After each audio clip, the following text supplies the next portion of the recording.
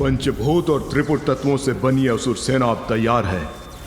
इसमें प्राण फूके जाने के लिए यज्ञ की अग्नि को और शक्ति देनी होगी, किंतु इसके लिए मुझे और हवन सामग्री और घृत की आवश्यकता होगी। शीघ्र जाओ, लेकर आओ ये सामग्री।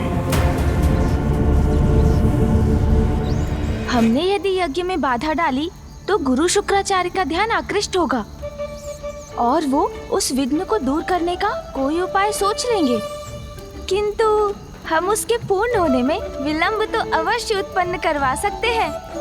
ये हमें सेवकों के वहां पहुंचने से पूर्व ही उस स्थान पर पहुंचना होगा जहां हवन सामग्री और घृत का भंडार है। चलिए मूषक जी, जिस ओर वो सेवक जा रहे हैं भंडार गृह भी अवश्य उसी ओर होगा। ओम नमो नमो नमो नमो स्वाहा। ओम नमो नमो नमो स्वाहा।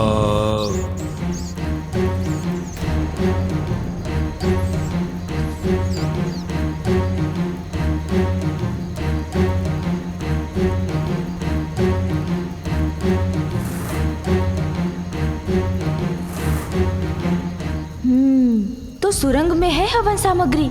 मुझे तत्काल कोई उपाय करना होगा ताकि असुर सैनिक वहां तक पहुंच ही ना सके। हाँ, ये उपाय तो अच्छा है। सुन जी,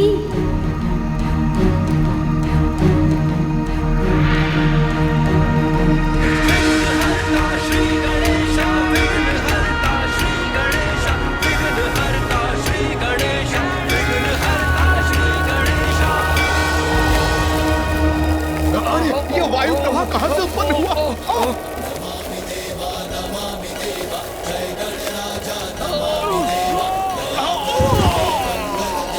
बहुत अच्छे प्रभु।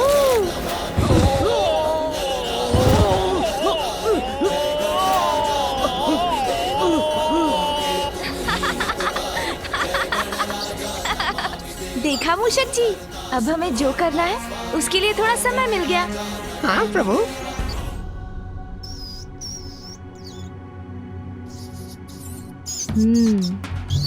प्रभु, यहाँ हवन सामग्री और घृत तो इतनी अधिक मात्रा में है। हाँ, जितना बड़ा षड्यंत्र तैयारी भी उतनी ही विशाल है, किंतु अब समय आ गया है विघ्नकर्ता के रूप में विघ्न डालने का। मूषक जी, वे असुर सेवक यहाँ पहुँचे उसके पूर्व इस सामग्री और घृत को समाप्त करना होगा हमें।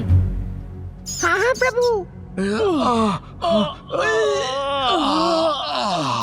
मूषक जी, आप सामग्री नष्ट कीजिए, मैं घृत का उपाय करता हूँ। हाँ प्रभु, आरंभ करते हैं।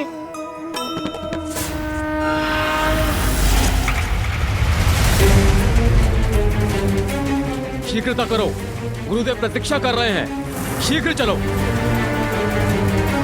हाँ हाँ मूषक जी, सारी सामग्री नष्ट कर दीजिए। असुरों के गुरु शुक्राचार्य को प्रतीक्षा कराना उचित नहीं है, आगे बढ़ो। शीघ्रता कीजिए मूषक जी, असुर सेवक किसी भी क्षण यहाँ पहुँच जाएंगे।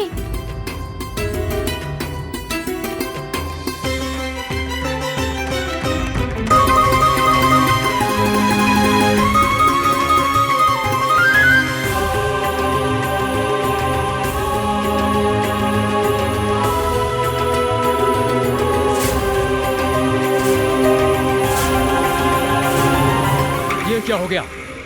सारी सामग्री और घृत कहाँ लुप्त हो गए? गुरु शुक्राचार्य को ज्ञात हुआ तो उनका क्रोध हमें भस्म कर देगा, किंतु किसने किया ये दुस्साहस? गया कहाँ? ये तो अच्छा हुआ प्रभु कि यहाँ उन सेवकों ने भंडार में प्रवेश किया और वहाँ हम निकल गए। अब तो वो इसी विचार में होंगे कि सामग्री और घृत को किसने नष्ट किया। हाँ मूषक जी।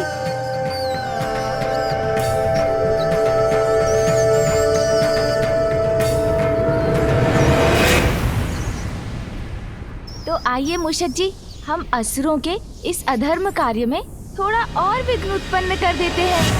हाँ प्रभु, क्यों नहीं।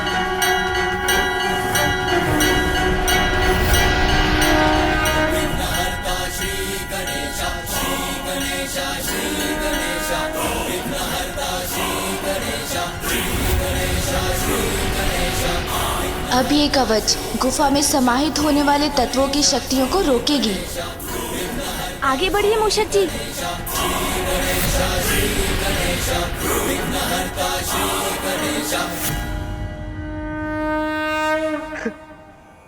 प्रतीत होता है प्रथम पूज्य श्री गणेश अपने प्रयास में सफल हुए। हमारी ऊर्जा लौट रही है। हाँ देवराज,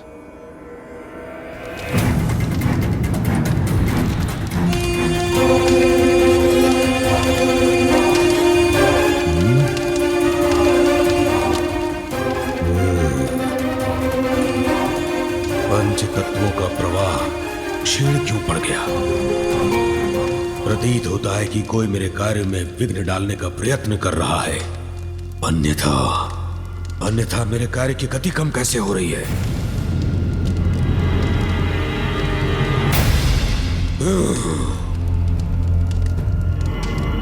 ओम ब्रीम ब्रह्म प्रीम द्रम स्वाहा।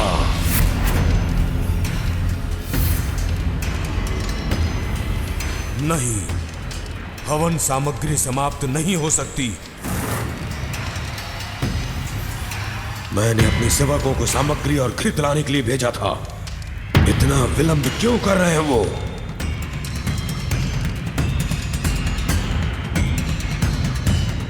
अभी तक सभी स्तंभित हैं। मैं पुनः अपने स्थान पर बैठ जाता हूँ और इनका स्तंभन तोड़ता हूँ। क्या हुआ? आप रुक क्यों गए?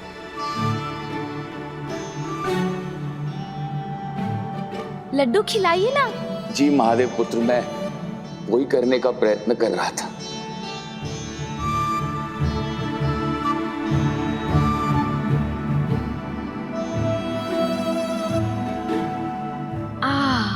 बस पर्याप्त है। क्या प्रभु, हम तो आपको लड्डू खिला ही ना सके। आपका तो एक ही लड्डू में उधर भर गया। इसका कारण भी आप कुछ ही समय में जान जाएंगे, जब आपको ज्ञात होगा कि आज कितने घृत का पान किया है मैंने। रुकिए, आप दोनों अपने हृदय को छोटा मत कीजिए। जो लड्डू तारकाक्ष जी ने मुझे खिलाया वो आप सबकी इतने श्रद्धा और भक्ति से पूर्ण था कि उसी से मेरा उदर भर गया। आप इन शेष लड्डुओं को त्रिपुर में प्रसाद के रूप में बंटवा दीजिएगा। जैसी आपकी आज्ञा प्रभु। अब आप मुझे अनुमति दीजिए। इतनी शीघ्रता हुई क्या है? आपकी सेवा का हमें थोड़ा और अवसर दीजिए। वो अवसर शीघ्र प्राप्त होगा आपको, किंतु अभी तो मुझे जाकर पिताश्री को आपकी भक्ति और सेवा से अवगत कराना चाहिए। आपका बहुत बहुत धन्यवाद कि आपके माध्यम से हमारी प्रार्थना स्वयं महादेव तक पहुंच जाएगी। आइए।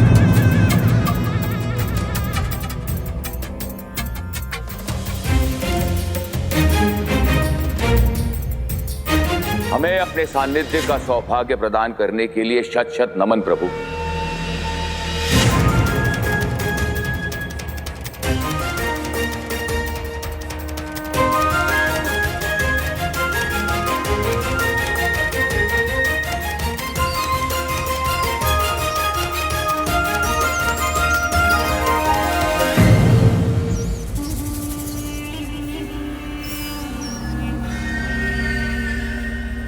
महादेव पुत्र का अचानक यहाँ पर आगमन और उतनी ही शीघ्रता से प्रस्थान क्यों? संभव है भ्राताओं, ये उन दुष्ट देवताओं का कोई छल हो। भ्राताश्री, कहीं यहाँ आकर हमारा उद्देश्य तो ज्ञात नहीं कर लिया महादेव पुत्र ने? तुम दोनों शीघ्र जाओ और जाकर देखो क्या आचार्य शुक्राचार्य का कार्य सुचारू रूप से चल रहा है या नहीं। अब हमारे वास्तविक प्रयोजन में और विलंब नहीं होना चाहिए। बहुत प्रतीक्षा की है इस दिवस की, अब और नहीं, अब और नहीं।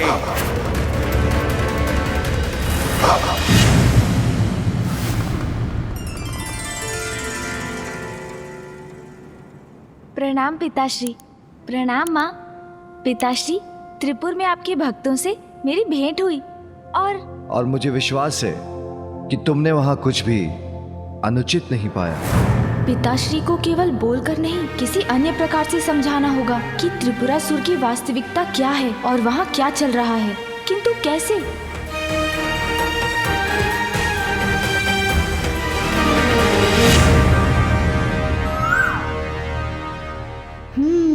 मिल गई युक्ति। अवश्य पिताश्री, आपका विश्वास उचित है। अनुचित का तो लेश मात्र भी नहीं था वहाँ। किंतु मैं आपको कुछ और भी दिखाना चाहता हूँ। पिताश्री, माँ, मेरे साथ आइए ना।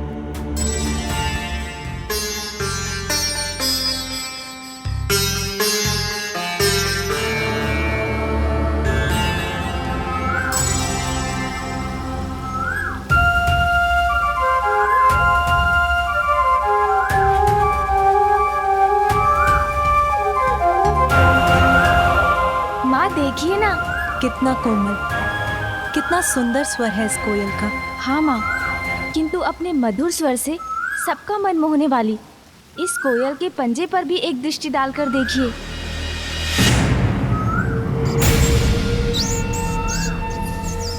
कभी कभी कोमलता के पीछे अपनी क्रूरता छिपाने वाले अपने ऊपर पवित्रता और धार्मिकता का ढोंग रचते हैं, मीठी वाणी बोलते हैं, किंतु उनके भीतर कुटिलता छिपी होती है। हमें कोयल के निकट लाने का तुम्हारा आशय मैं समझ गया पुत्र, कि इस कोयल के समान त्रिपुरासुर भी दोहरा चरित्र रखते हैं। हाँ पिताश्री, त्रिपुरासुर आपकी भक्ति अवश्य करते हैं, किंतु उनकी भक्ति के पीछे ईश्वर के प्रति समर्पण का भाव नहीं, अपितु ईश्वर से निरंतर कुछ प्राप्ति की लालसा है।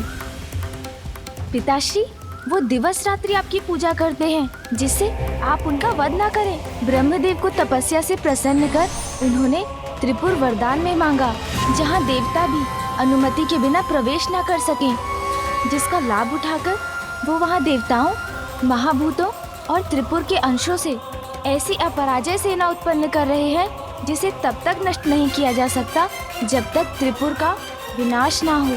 गणेश उचित कह रहा है। हाँ माँ, गुरु शुक्राचार्य की निगरानी में उन्होंने त्रिलोक पर असुरों का आधिपत्य स्थापित करने का कुचक्र रचा है। इससे पूर्व कि वो असुर सेना जीवित होकर सर्वत्र विनाश करे, आपको उन त्रिपुरासुर का वध करना ही होगा पिताश्री।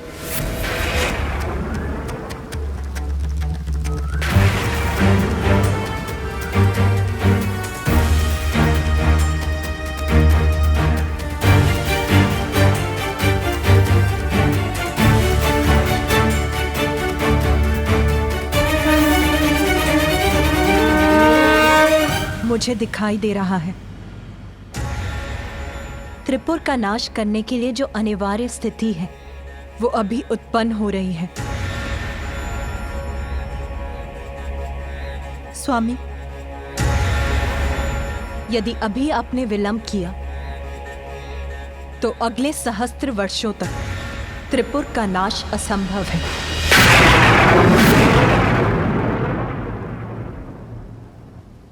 सहस्त्र वर्षों तक असंभव हो जाएगा? वो क्यों माँ? पुत्र, जब ब्रह्मदेव ने त्रिपुरासुरों को सहजता से वरदान दे दिया तो उन्होंने ब्रह्मदेव से कुछ और भी मांगा। प्रभु, मेरे भ्राताओं की इच्छा अनुसार हमें त्रिपुर का वरदान देने की कृपा कर आपने हमें कृतार्थ किया, किंतु मैं अभी भी संतुष्ट नहीं हूं। मेरी एक इच्छा अभी शेष है, उसे भी पूर्ण करने की कृपा करें। कहो वत्स कमलाक्ष, क्या चाहते हो तुम? प्रभु, मेरे भ्राता की इच्छा अनुसार मात्र महादेव ही त्रिपुर का नाश कर सकते हैं, किंतु तब सहस्त्र वर्षों में हमारे त्रिपुर के तीनों पुर एक सीधी रेखा में स्थिर हो।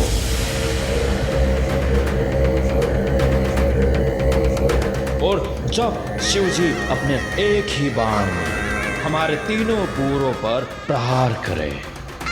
जो बाण बाण ना हो, और वो बाण उस धनुष से चले जो धनुष धनुष ना हो, और महादेव ऐसा उस रथ पर आरूढ़ होकर करे जो रथ रथ ही ना हो। प्रभु, मात्र इसी अवस्था में त्रिपुर और हमारा विनाश संभव हो। तथास्तु, तथास्तु, तथास्तु।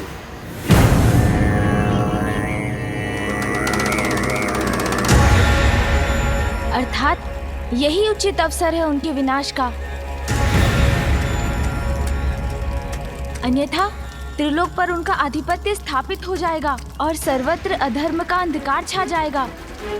जिनके मुख पर सदा मेरा ही नाम रहता है, अपने उन अनन्य भक्तों पर मैं अपने अस्त्र कैसे उठा पाऊंगा गणेश?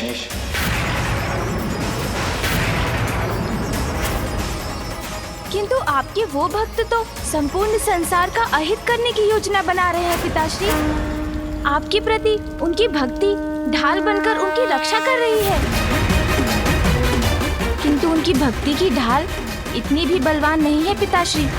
पुत्र, तुम्हें जो भी उपाय करना है शीघ्र करना होगा, क्योंकि त्रिपुर अब एक सीधी रेखा में शीघ्र आने वाले हैं, और जितनी शीघ्र वो उस रेखा में आएंगे उतनी ही शीघ्र उस रेखा से बाहर भी चले जाएंगे। तुम्हारे पास कुछ ही पहर का समय है। माँ, मुझे ज्ञात है समय कम है।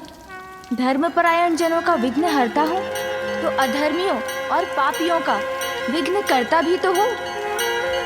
कोई अनिष्ट नहीं होने दूंगा मैं, किंतु उसके लिए मुझे मामा जी की सहायता चाहिए होगी।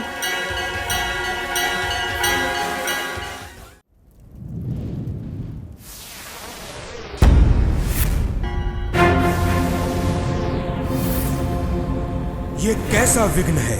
अकस्मात ये अवरोध कैसे उत्पन्न हुआ? नहीं, मैं अपनी असुर सेना का निर्माण करके ही रहूंगा, और इसके लिए मैं अपनी समस्त आसुरी शक्तियों का आवाहन कर इस कार्य को पूर्ण और सफल करूंगा।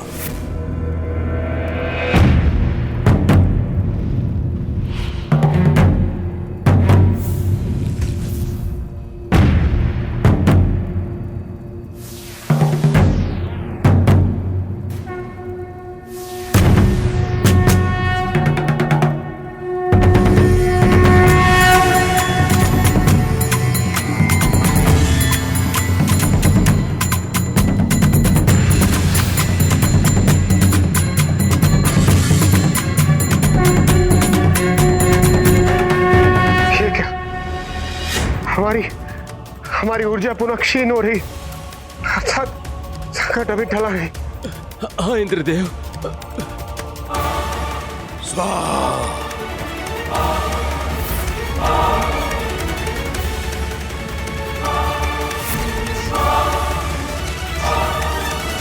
अपनी रक्त की आहुति देकर भी इस यज्ञ की अग्नि को बढ़ाने की आवश्यकता होती तो वो भी करता मैं, किंतु अपनी असुर सेना और इस यज्ञ पर आंच कदापि नहीं आने देता। त्रिपुर के एक रेखा में आने के पूर्व इस असुर सेना को जीवित करूंगा, फिर त्रिपुर का कोई विनाश नहीं कर सकेगा। हर हर महादेव। पुत्र, तुम्हें जो भी उपाय करना है शीघ्र करना हो, क्योंकि त्रिपुर अब एक सीधी रेखा में शीघ्र आने वाले हैं। माँ, मुझे ज्ञात है कोई अनिष्ट नहीं होने दूंगा मैं, किंतु उसके लिए मुझे मामा जी की सहायता चाहिए होगी।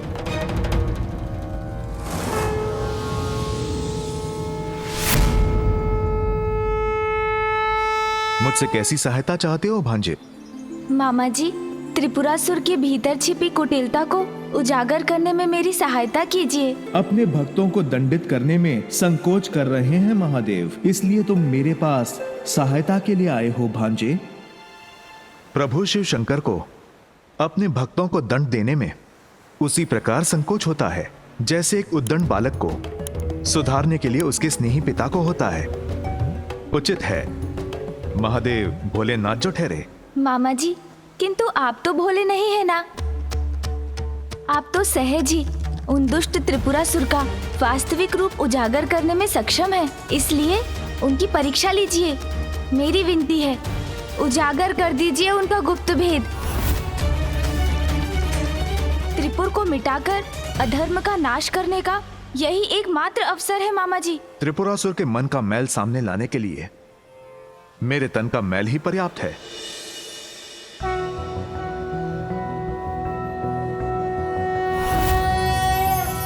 नारायणाय सुरमंडन मंडनाय नारायणाय सकल स्थिति कारणाय नारायणाय भवभीति निवारणाय नारायणाय प्रभवाय नमो नमस्ते।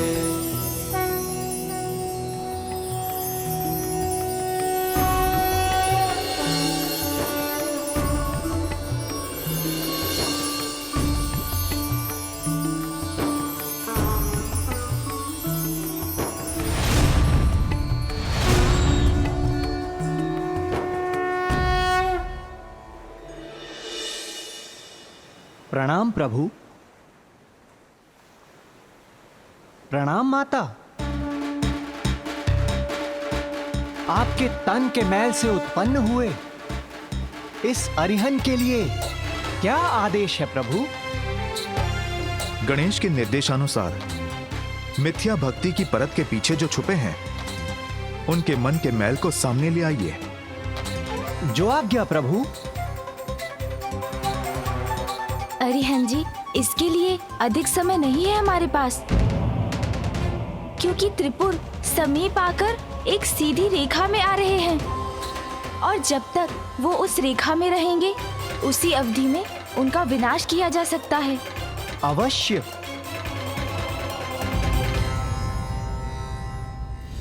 त्रिपुर के एक रेखा में आने के पूर्व इन असुर सैनिकों को जीवित करूंगा। फिर त्रिपुर का कोई विनाश नहीं कर सकेगा।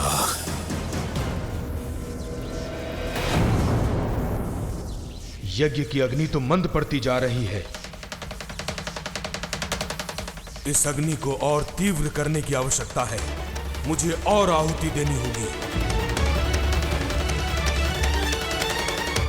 रुकिए गुरुवर, इसकी कोई आवश्यकता नहीं।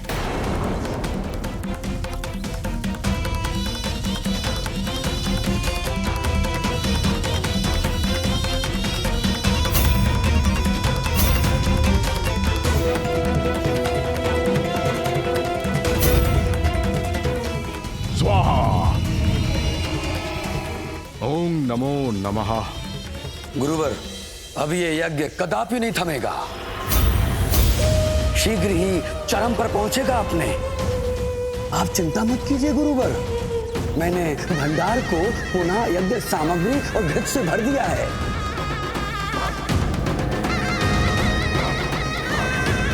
अवश्य ही भंडार में स्थित यज्ञ सामग्री को नष्ट भ्रष्ट करने का कार्य महादेव पुत्र के उस मूषक ने किया होगा। मैंने सुरक्षा के प्रबंध और कड़े कर दिए हैं। अब यज्ञ में और विघ्न नहीं आएगा। विघ्न आ नहीं सकता, आ चुका है। गणेश बन रहा है विघ्न करता। देवताओं पर असुरों का आधिपत्य स्थापित करने की हमारी गुप्त योजना ज्ञात है उसे। वो विघ्न उत्पन्न करने का प्रयास अवश्य करेगा, किंतु मैं अपने उद्देश्य में अडिग रहूंगा। इस संघर्ष में केवल और केवल असुरों की विजय होगी। हम सावधान रहेंगे गुरुवर, परंतु आप व्यर्थ ही चिंता कर रहे हैं। जब तक महादेव की कृपा दृष्टि हम पर है, हमें कोई नष्ट नहीं कर सकता। ये भक्ति का ढोंग हमें तब तक और ढोना होगा जब तक हमारे पूर्व सीधी रेखा से पार नहीं आ जाते, और जिसके बाद सहस्त्र वर्षों तक हमारा कोई अहित नहीं कर सकेगा।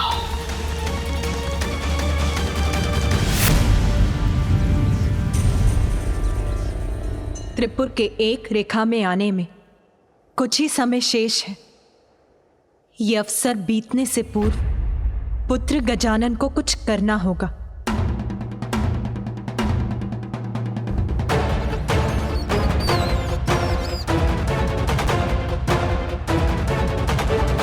अरिहंत जी, आप मेरी योजना भली भांति समझ गए ना? हाँ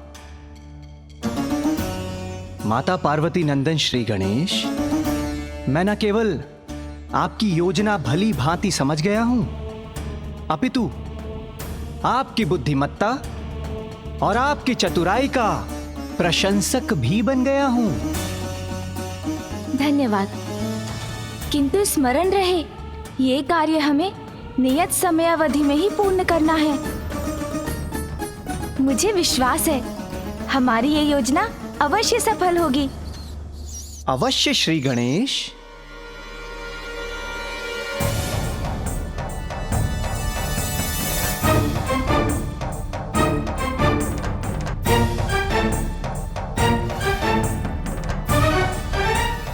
मैं नारायण का अंश अरिहंत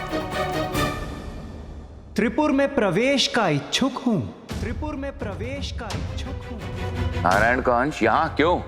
गुरुदेव शुक्राचार्य ने कहा था कि सावधान रहना, तो हम सावधान ही रहेंगे। अरिहंत से भयभीत होने की आपको आवश्यकता नहीं है। मैं तो यहाँ अपने नवीन मित्रों की सहायता हेतु आया हूँ। इसका भीतर आना वर्जित किया तो वंचित रह जाएंगे आप लोग उस दिव्य अमृत से। और यदि इस अरिहंत को प्रवेश करने दिया तो समस्त त्रिपुर वासियों के सुख और समृद्धि का एकमात्र स्रोत वो दिव्य अमृत, वास्तविक अमृत प्राप्त कर लेंगे आप।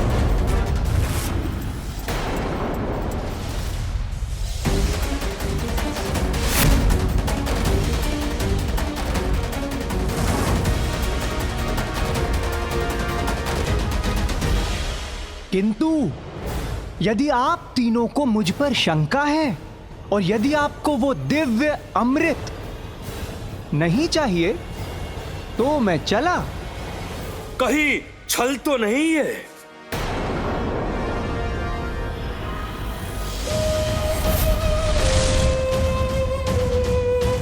नारायण के अंश होकर उनके शत्रुओं के लिए अमृत क्यों लाए हो तुम?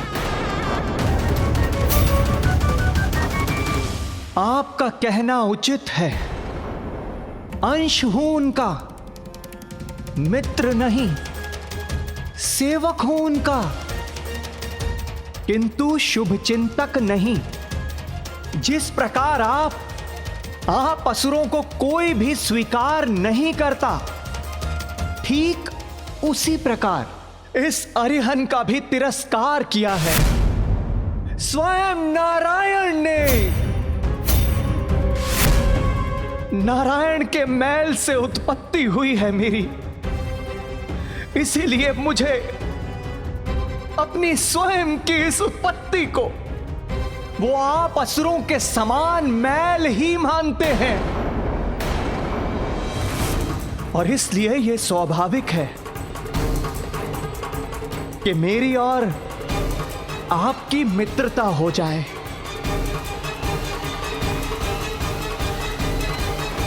और इसी उद्देश्य की पूर्ति हेतु मैं आपके समक्ष मित्रता करने के लिए आया हूं। यदि आपको स्वीकार हो तो कहें, भीतर चलूं?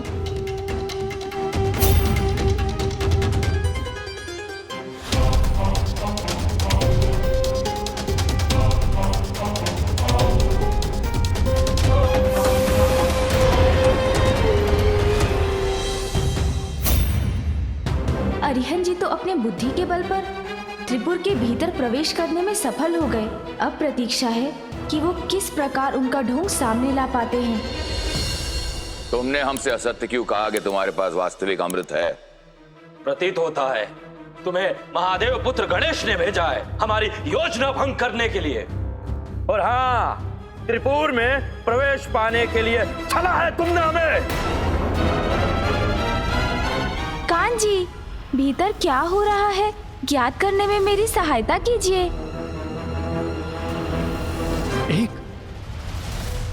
एक विषैली छाया का प्रकोप है आपके मन पर, इसीलिए तो आप दुखी हैं, अत्यधिक चिंताग्रस्त हैं, तनाव में हैं आप और इतने भयभीत हैं। किंतु आपके दुखों का नाश करने वाला, आपकी इस विषैली छाया को हटा देने वाला दिव्य अमृत है अरिहंत के पास।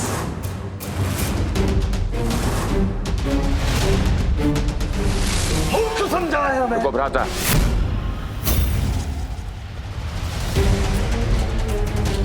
तुम कौन से विष को हटाने की बात कर रहे हो? हम तुम्हें एक और अवसर देते हैं। तुम हमें यह बताओ कि त्रिपुर वासियों के लिए तुम ऐसा कौन सा वास्तविक सुख लाए हो?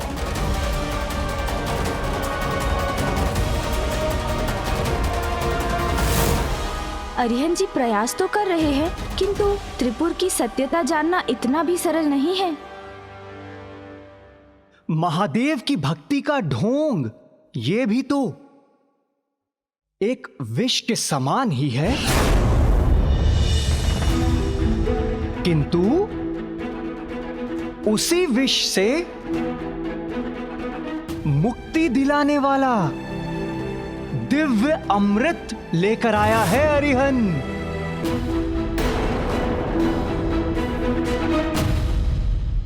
आपकी बुद्धि और आपके हृदय, इन दोनों में केवल और केवल एक ही प्रबल इच्छा व्याप्त है, और वो है भोग, विलास, आनंद उठाने वाली इच्छा।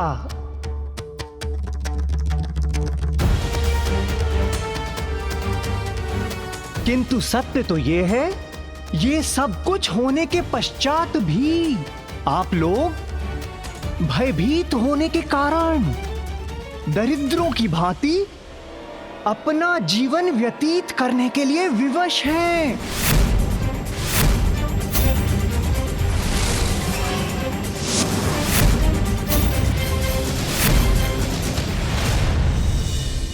हमें भयभीत पुकारने का दुस्साहस कैसे किया तुमने?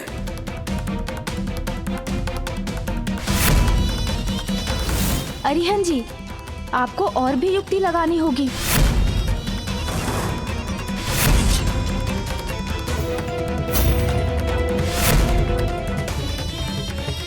शिव भक्ति का ढोंग करते करते कठिन धर्म का पालन ऐसे घोर कष्ट उठा रहे हैं आप, और त्रिपुर जैसे संपन्न पुरों के अधिपति होते हुए भी काम, लोभ, मोह, मदिरा, इन सब से दूर क्यों हैं आप? क्योंकि शिव भक्ति से हमें सुरक्षा प्राप्त होती। त्रिपुरासुर, कैसी भ्रांति में जी रहे हैं आप? सर्वशक्तिशाली, सर्वज्ञाता, साक्षात भगवान महादेव को आप तीनों की ये ढोंगी भक्ति भली भांति ज्ञात है।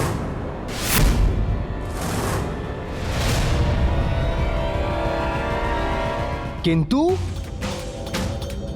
फिर भी आप तीनों सुरक्षित हैं, और इसका कारण आपकी ढोंगी भक्ति नहीं है, अपितु आप तीनों की संगठित शक्ति है। इस समय मुझे आभास हो रहा है कि शीघ्र अतिशीघ्र आप तीनों को और भी अधिक शक्ति प्राप्त होने वाली है। हाँ, यहाँ पर एक अमर अपराजित सेना का निर्माण किया जा रहा है, जो हमें समस्त संसार का आधिपत्य प्रदान करेगी। तो फिर किस भय के कारण आप लोग महादेव की भक्ति का ढोंग कर अपना जीवन व्यर्थ गंवा रहे हैं? भूल जाइए अपनी इस ढोंगी भक्ति को। इनका समय अब गया।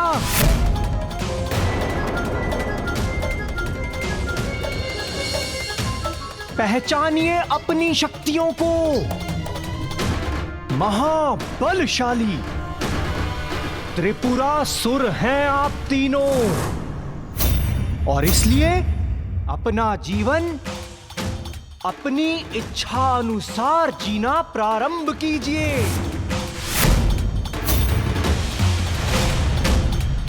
ये नारायण अंश सत्य कह रहे हैं, हमें भला किसका भय। चलिए मूषक जी।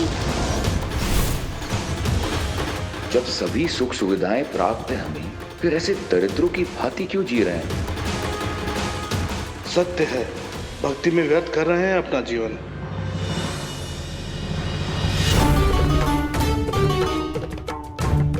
पिताश्री, अब शीघ्र सत्य आपके समक्ष आ जाएगा।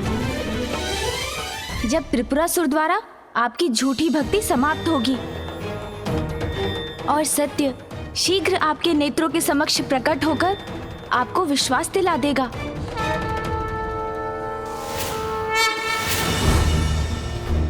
प्रतीत होता है कि हमारी योजना सफल हुई। मेरी बातों से प्रभावित हो गए हैं ये तीनों असुर।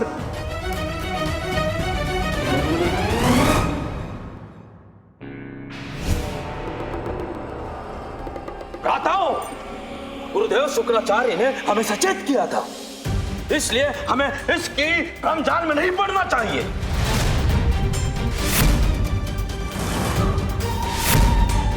तुम्हें क्या लगा था कि तुम हमें हमारे भक्ति के मार्ग से इतनी सरलता से भटका सकोगे?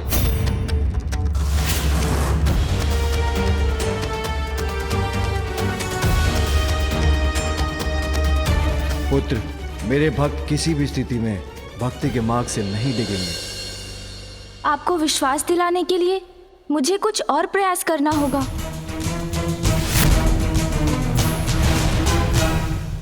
उचित है, उचित है।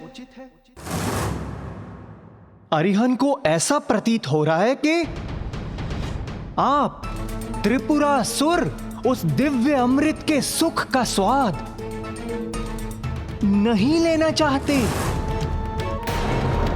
और ना ही आप तीनों को मेरी बातों पर विश्वास है। इसलिए उचित होगा कि मैं यहां से प्रस्थान कर जाऊं।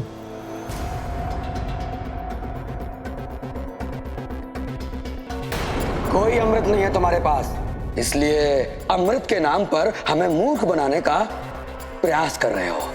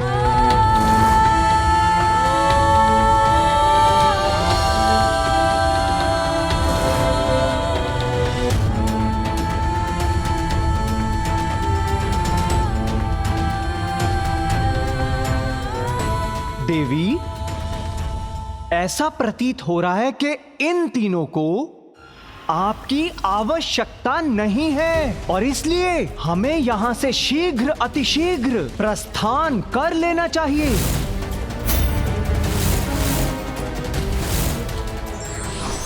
बुद्धिमान व्यक्ति वही होता है जो तब तक प्रयास करता है जब तक उसे कार्य में सफलता नहीं मिल जाती। धार्मिक वीडियो सबसे पहले देखने के लिए हमारे चैनल को सब्सक्राइब करें और बेल आइकन दबाएं।